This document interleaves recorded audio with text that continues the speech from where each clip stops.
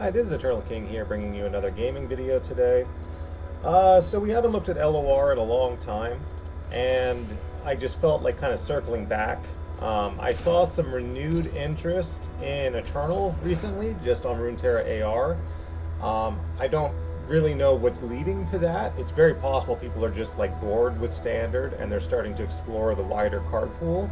And every time I see renewed interest in a format, specifically my format, I kind of bounce back to the game and then I kind of do a meta run through.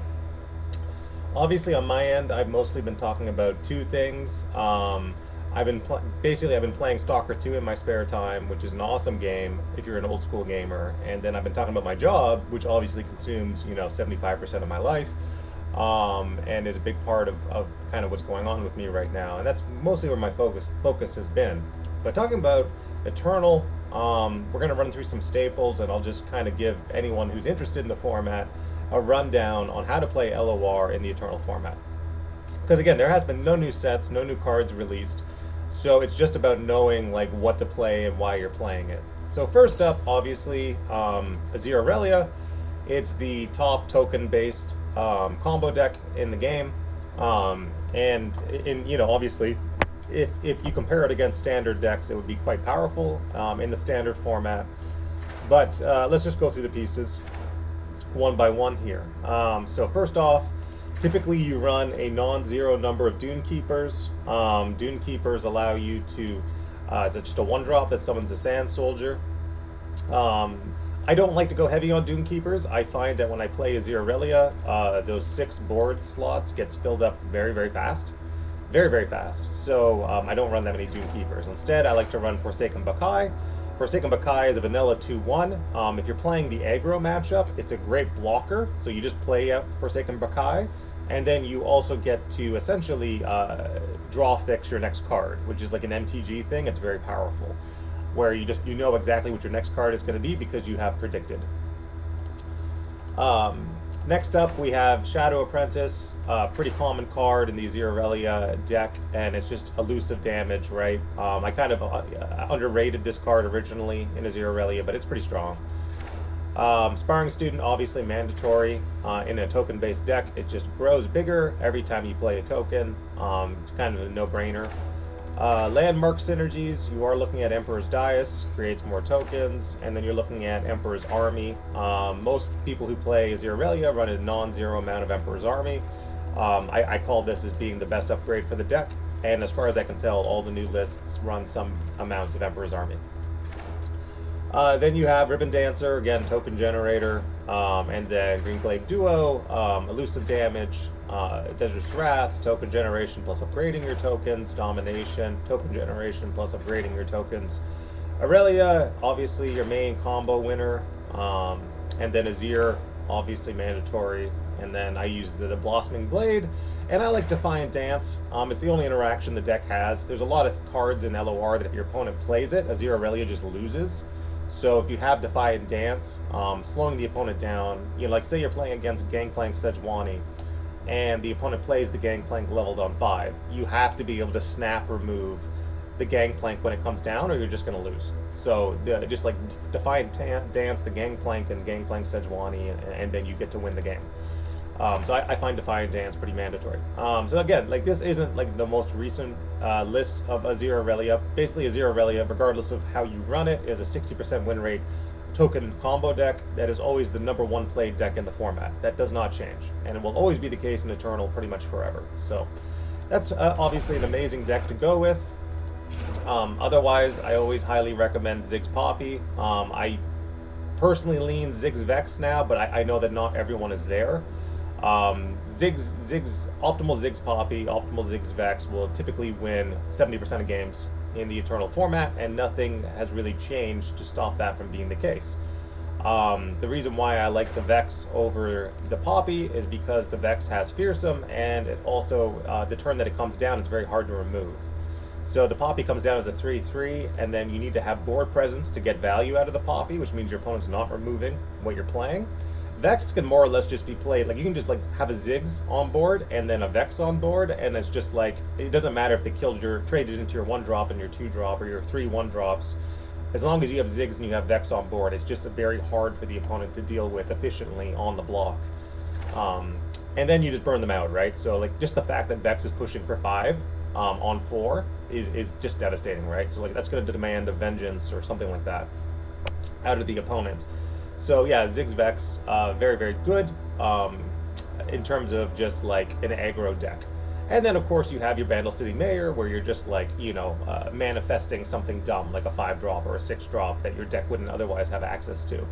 So, Ziggs Vex, Ziggs Poppy, one of the best aggro decks in the game.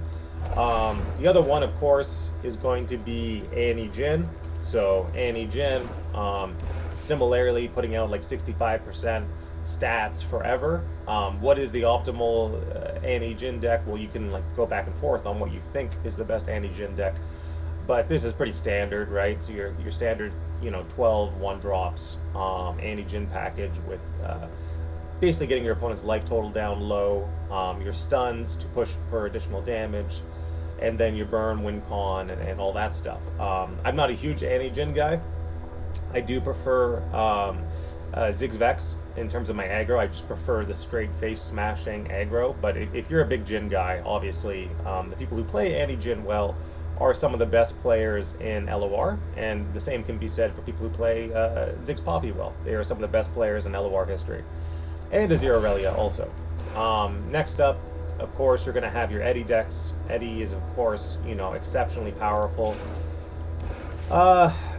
Typically, in terms of like what is your best Eddie deck, it is usually Matron Spam. Like I've always kind of leaned Matron Spam in terms of your best Eddie deck. So it is like Heisho Matron Spam.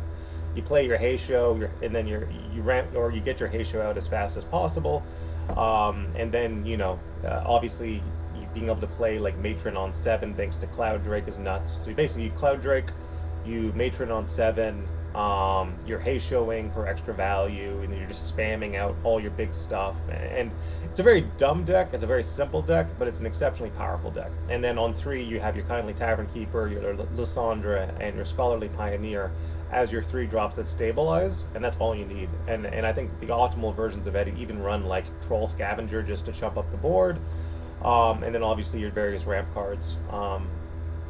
But I'm not a big Eddie player, but obviously Eddie is Freljord Eddie, specifically with the Heisho Matron Spam, and then the Tavern Keeper Pioneer on 3, I think is the way to go. But I don't play. I honestly, since the game has launched, I have not played or piloted Eddie a single time. I just never liked the archetype.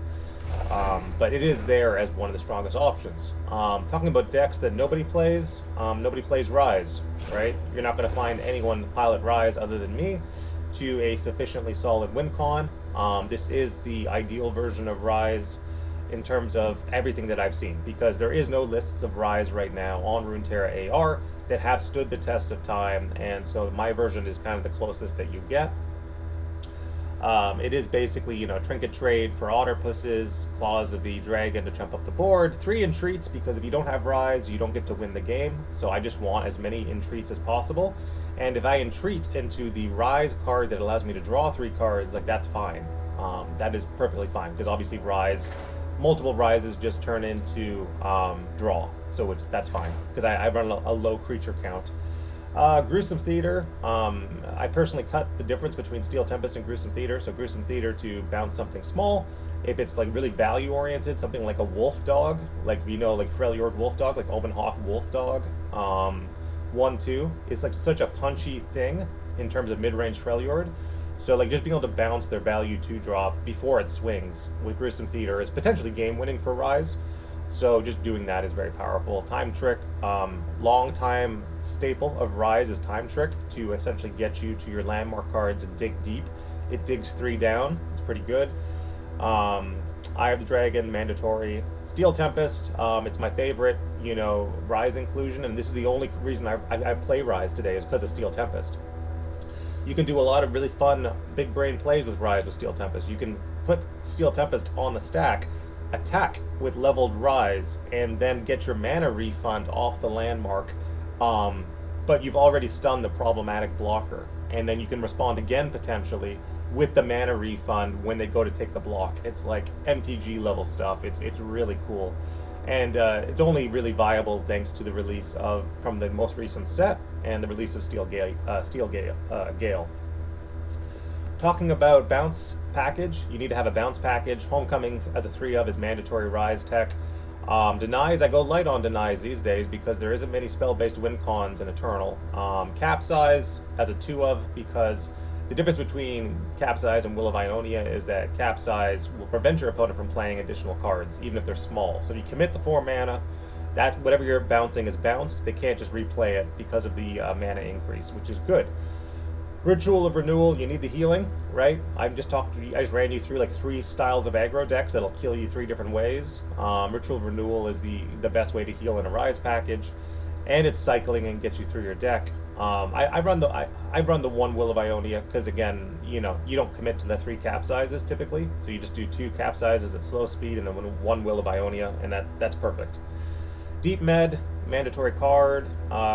Rejuvenating Breeze is a 1 of, just like a little extra healing, a little extra draw to get you through your deck. Unworthy Soul being the other part of the bounce package that's mandatory. It usually, like Rise always runs 3 Homecoming, 3 Unworthy Souls. And then I run 1 Spiritfire. There's just like very specific instances where the 1 Spiritfire is like such a get out of jail free card for Rise. So I do just hard main deck the 1 Spiritfire. It's not going to make or break. You can bounce, it's just sitting in your hand.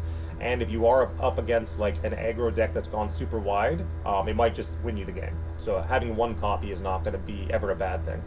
And it doesn't really disrupt the flow of what Rise is trying to do anyway. So this was like optimal Rise, spell-based Rise. Obviously people have memed where they just like play Rise in like an Eddie deck, but then like Rise isn't winning the game, you're just playing bad Eddie. This is like proper Rise that has been properly optimized. But yeah, again, like statistically, no one's going to play this because it's way too hard. It's way too hard to pilot. Like there are a million decks in Eternal that are much easier to pilot.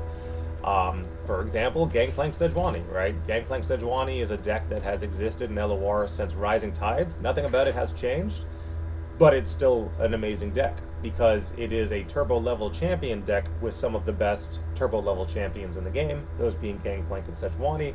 And it's just a great aggro deck, right? So like it's called mid-range, but like in reality, like it can beat you early game really easy just by face smashing you and then burning you out with like warning shots, or it turbo levels the champion, or it plays like Gangplank Boat, right? And then like you just have this like Gangplank Boat representing a lot of potential burn damage in the late game. There's just a lot of flexibility with Gangplank Sejuani, which means that it's never going away. It's always going to be a 60% win rate deck. And so you're starting to get the shape of what Eternal looks like. You're going to have good combo decks. You're going to have good mid-range decks. You're going to have a lot of really, really strong aggro. And then you have kind of your control variants. And when it comes to control in Eternal, it gets a little less straightforward. There is no one-size solution. Typically, something like Thresh Nasus has been really good at Eternal control. But right now, I don't think you can find a Thresh Nasus list currently on Runeterra AR. So it is like legacy lists. You'll have to go back and you'll have to look and you'll have to find the optimal distribution between things like Vile Feast, Soul Harvest, Hate Spikes, Rite of Negations, and then the right number of atrocities with the Nasus at the end, and making sure you have enough chumpers to stop the early game. But there's nothing really stopping you from running Thresh Nasus as a good kind of mid-rangey, control-y, combo-y deck. It's got a little bit of everything. There's nothing stopping you from playing it. Nothing about the meta has changed to stop Thresh Nasus from being a real deck. It's just that the lists have dried up because no one's playing it, which is different than it being a bad deck, right? It's still exceptionally good. Nothing stopping you from running it. Other control decks you could possibly play, Temple, right? Right now all the Temple lists have dried up, but there's like no reason not to play Temple if you want to play Temple. There's absolutely nothing stopping you. It's just like people have stopped playing it, but that doesn't mean it's bad. Typically, Temple lists come in like 2 distinct variants. There is Seraphine Temple, where you run a bunch of one of everything. So it's Seraphine Ezreal. So you run a bunch of one of everything, pings, control cards, removal options, and then you just run Temple, and then you just kind of combo out from there, with the turboed Seraphine duplicating, nonsense and going crazy. and then Ezreal converting all of that to burn, right? So like that's how Seraphine Temple plays. And then of course you have good old fashioned TF Temple, Nilla Temple, right?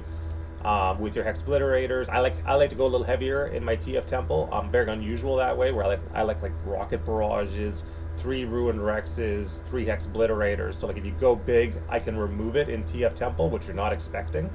If you go wide, I have the board clear, which you're not expecting. And then obviously you're just like your gotchas and your mystic shots and all that stuff.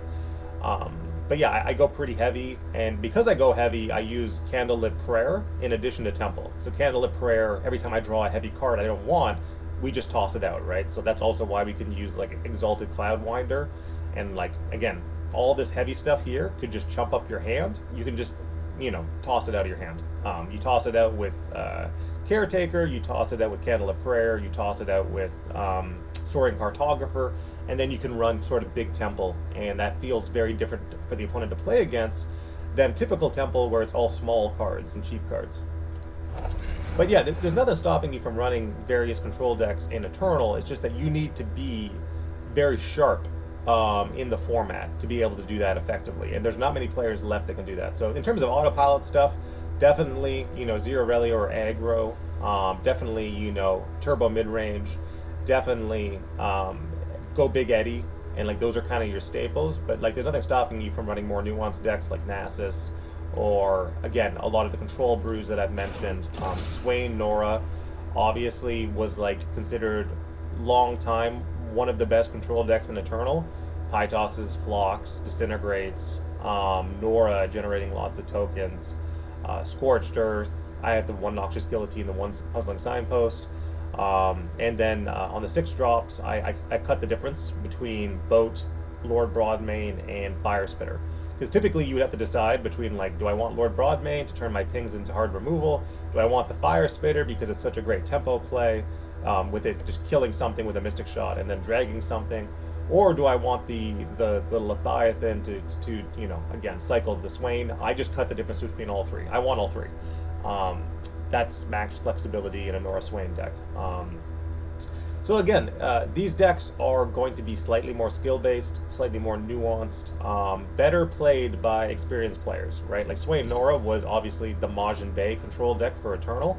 Without Majin Bay to pilot Swain Nora, it does not put out the same stats that it used to. It's just a case of like the piloter not being around to pilot the deck anymore.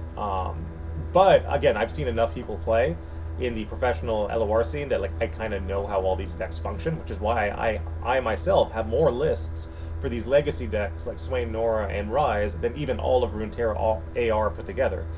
It's just because I've been around long enough to kind of know the shape of this meta and how it's supposed to be played.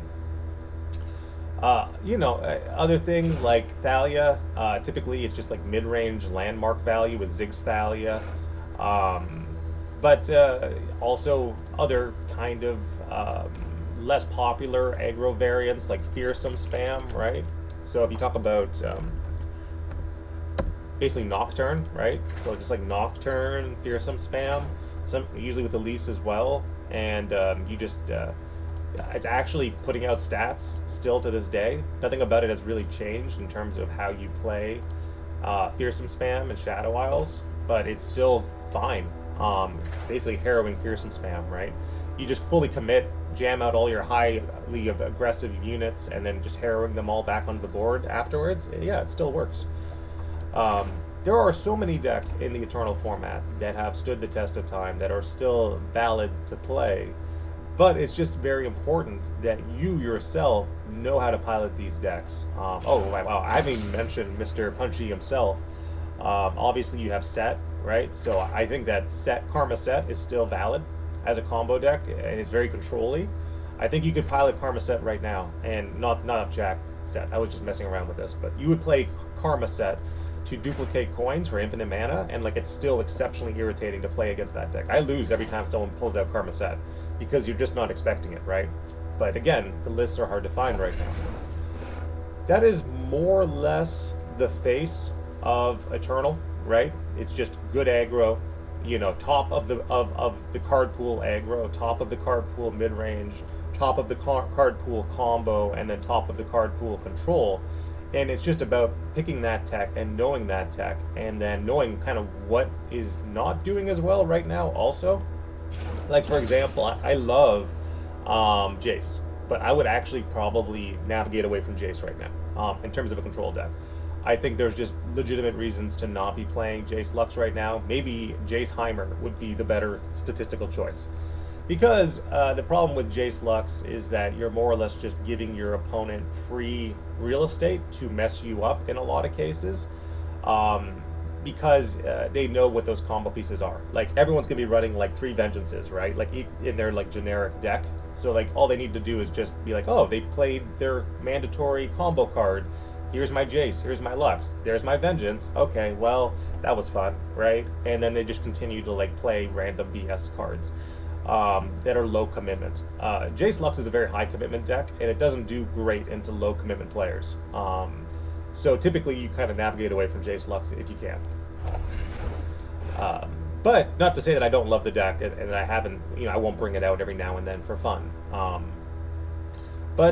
Yeah, I think that the Eternal stat pool, you know, on Runeterra AR could probably use a more comprehensive hand in terms of someone that's been around for a long, long time, right? It's like, you know, there are scout lists that could perform conceivably okay right now. It won't be great, but those lists should exist and can exist, right? Just Fleet Feather Tracker, Jagged Butcher, Petricite Hound, Duran Sculptor, Form Up, Petricite Broadwing, War Chiefs, Gentleman's Duel, Misfortune, Vanguard Sergeant, Island Navigator, Quinn, Genevieve, and then I have once, you know, Siren, because why not? These things can work, right? They can function as like low tier Eternal decks. So like 54% win rate, you know, like sometimes you go off, other times you get smashed, just kind of low tier Eternal stuff. Same thing with like Porro King, right? Where like Porro King can sometimes really do well, and then other times he doesn't, and it just kind of depends on the exact situation for Porro King and the exact cards and the exact tech inclusions. But yeah, like I would consider Porro King to be on the lower tier side of things. I know there's like Porro King Temple, which I guess is like maybe more consistent, or maybe you're just winning off a Temple and you should just play Temple Control instead. You know, there are, you know, Bristle Hog decks that are okay, right? So Bristle Hog basically being Nidalee. So like there are Nidalee decks that are okay. The thing that Nidalee does is sufficiently weird and different that every now and then you can bring her out, and I actually consider the deck to be like sufficient. That just thanks to like Wings Giving. You know, if you get really crazy with like a Changeling play, that's kind of where the value is in my opinion. Obviously, you have the counter spells, the Pokies, the Glares, the Blimp Pack Poacher is a kind of a cool tech card. All-Trained Trooper can just go in regular decks, it's that good. But yeah, Nidalee is fun to bring out every now and then. Now that we're talking about like kind of like low, mid-tier stuff, Oxon is the other big one. Like currently, if you go to Runeterra AR, there isn't really any Oxon. But there's literally nothing stopping you from playing Oxon. Oxon is exceptionally strong and Eternal. But it's just like down to those like core Oxon players to carry.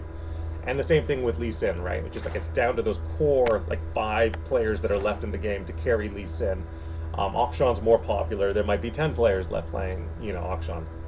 But yeah, Oxon's exceptionally strong. Never really consider, you know, there are very few decks right now that I'd be like, don't play. Like, I think Lilia and Eternal is just suicide. Like, I've tried so hard to make this card work. Vex is amazing. Obviously, all the story cards were amazing, but then like Lilia, you're just like, there isn't like sufficient card pool to make this card work yet. Maybe in the future. But yeah, Lilia is just like period, full stop, bad, full stop.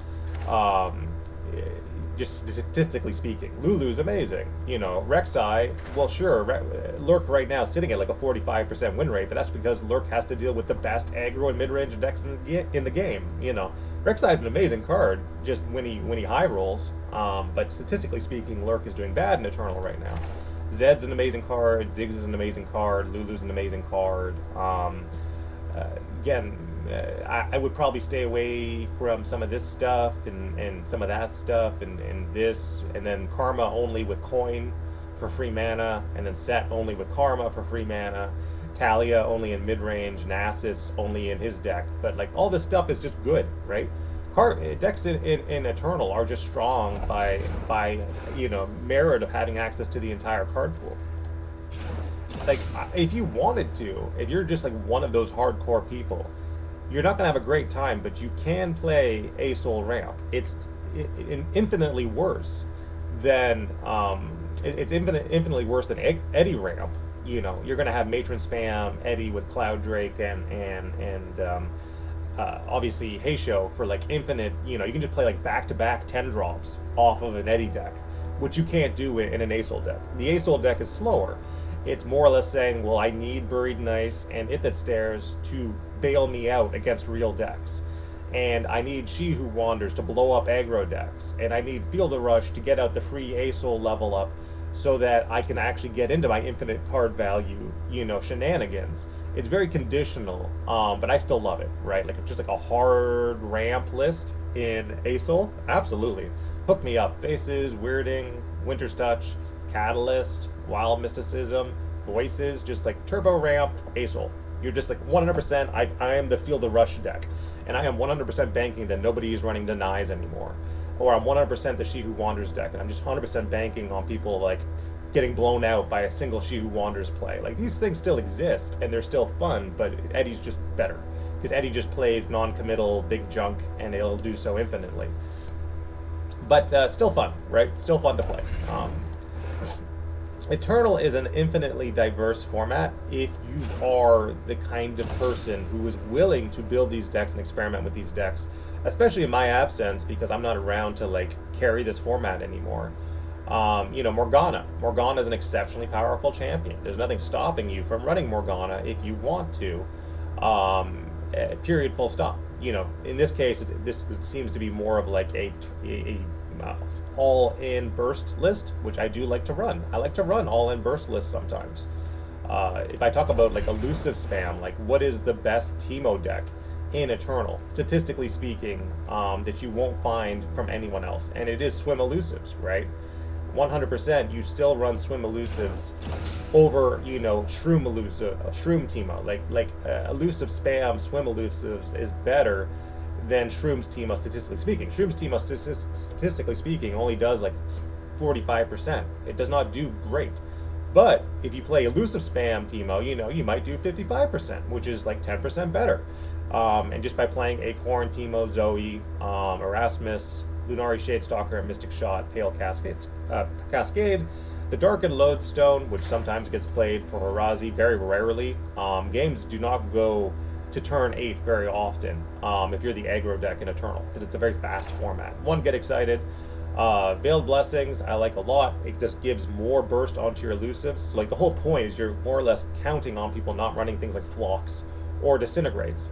Every single time someone tries to damage-based remove one of your elusives, you just burst them bigger. And because your entire deck is just designed to burst your elusives bigger, you're just catching them on the fact that they don't have cheap optimal removal, period, full stop.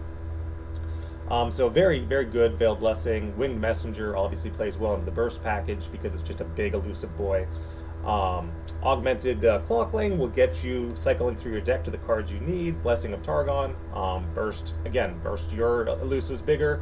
Battle Bonds, burst 2 elusives bigger, right? So like that's the entire deck, is just elusive spam, make them bigger, swing for lethal. And this is just the most consistent version of that.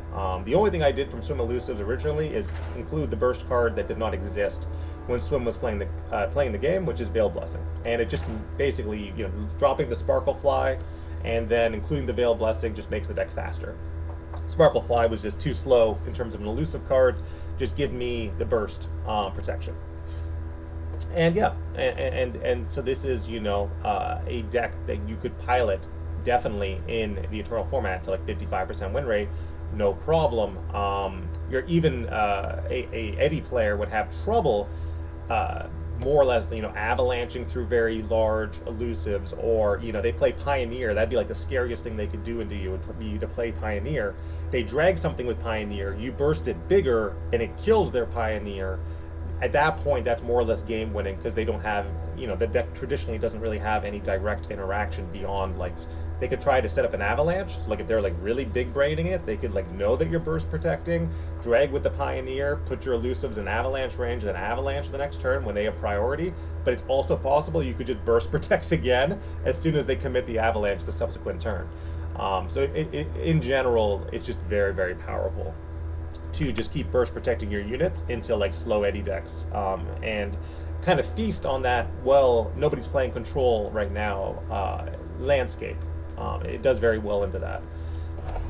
Yeah, because Swain Nora, or Swain Caitlyn, just like ping flock Swain is very important for the balance of the format. And if you notice that no one's playing the right decks, you can absolutely capitalize on that, no problem. Because, yeah, again, these lists just don't exist right now, right? Conchologist, Disintegrate, Ravenous Flock, Pie Toss, Drop the Bomb, Junk Construct, Nora, Pokestick, Katarina as a 3-of, Scorched Earth, Pulsing Signpost, Portapalooza, and then, Fire Spitter, Broadmane, because you can drop the boat. These decks just, like, these lists don't exist right now, but I can show them to you because I've been in the format long enough that I know they're still valid.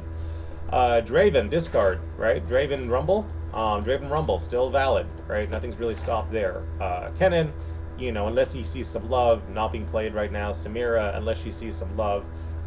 You would struggle a bit to play Akshan Samira right now. It's just, it's not optimal. Annie, obviously incredible. LeBlanc, mid-range. Yeah, you can play Yetis. Yetis does fine. Riven has some play. Tristana, you won't see. Yumi, you won't see. Obviously, Ziggs, Nora, Poppy, all good. Rumble. There is a Vygar Darkness list that's doing okay, just by merit of mostly just being chumpers. But, like, when you know that the Darkness player is just running chumpers and not spells, you can do a lot to sort of mess with them. I don't think that Darkness list is necessarily optimal control. It is chumper heavy control, though, which is typically what does better in Runeterra AR in terms of the players that are around right now. Like I said, Heimer Jace, probably fine. Swain's fine. Vlad will always be a bit of a hard sell. Darius, a bit of a hard sell. Mordekaiser, a bit of a hard sell. And then Sion, a bit of a hard sell. But, like, these decks exist. They are good. Some are obviously better than others. But I think that's a pretty comprehensive breakdown of the Eternal format. And it'll also give you insights into a lot of decks and a lot of archetypes that simply do not have valid lists for them anymore online. Like Nico Birds. When's the last time you saw Nico Birds? I still have a Nico Bird list just for funsies. It's not good. Like don't play it. But I still have the list just for jokes. I basically, if there's a list that exists, Lux Illuminated, like what is the best Lux Illuminated deck? I can probably find you that list.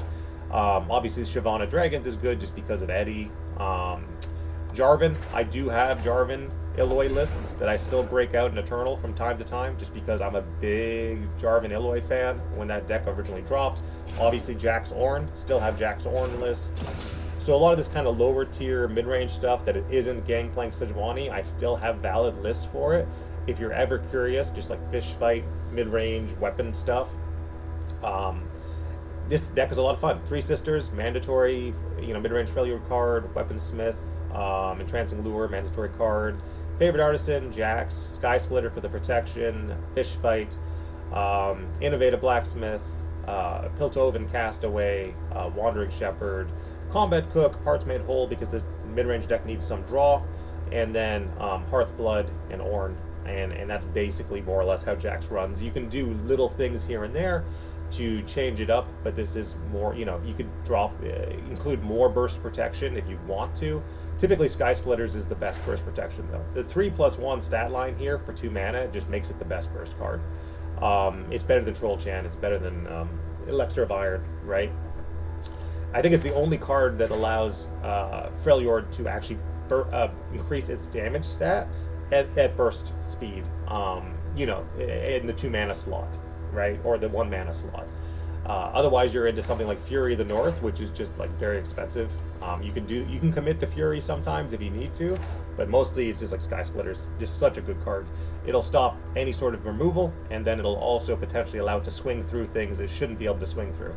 For example, if Jax is swinging as a 3/2 and it's being blocked by a 3/4, that means that Jax will just die. You have no attack. But with Sky Splitters, you have the attack.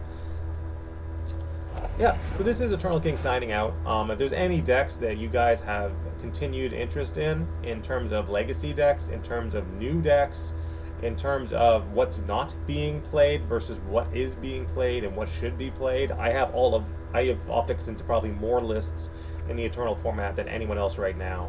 Like, what does Hecarim look like in Eternal? As of right now, like, what does that look like? It is Dragon Ambush Hecarim. It's always been Dragon Ambush Hecarim. And then you need to run Gwen to essentially make Dragon Ambush a real card, so you're kind of locked into that play style.